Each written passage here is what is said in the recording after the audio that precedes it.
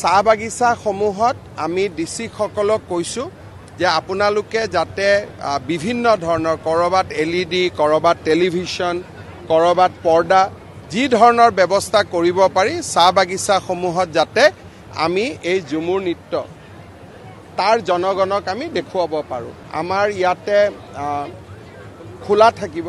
যিসকলে 24 তাৰিখৰ কাৰণে পাছ সংগ্ৰহ কৰা নাই অহাকালি সন্ধিয়া 6 বজাত ইয়াত আহি ড্ৰেছ ৰিহাৰ্সেল চাব পাৰিব।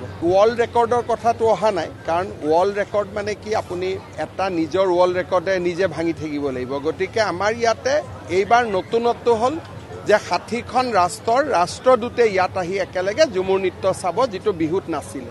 গতিকে 60খন ৰাষ্ট্ৰৰ ৰাষ্ট্ৰদূত একেলগে প্ৰথমবাৰৰ বাবে অসমত আহিব। সিও এটা এক প্ৰকাৰ অভিলেখ বুলিয়ে ক'ব পাৰোঁ। 25,000 টকাকৈ আমি সকলোকে দিম। মাষ্টাৰ ট্ৰেইনাৰ পৰা এক্সপাৰ্টসকলক 30,000 টকা সন্মান ৰাখি দিম।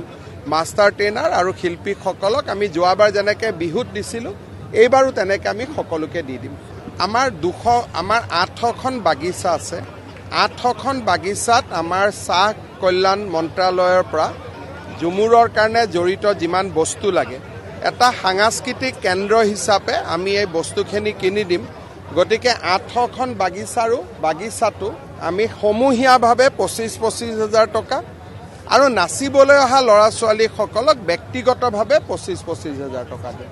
পৰৱৰ্তী সময়ত দিল্লীত আমি বিহুক লৈ যোৱাৰ প্ৰস্তুতি এটা চলি আছে, কিন্তু 25,000 ল'ৰা ছোৱালী একেলগে কেনেকৈ যাব অলপ যাতায়াতৰ অংকটো কৰি আছোঁ। কোনোবা এটা দিনা হ'বগৈ আৰু।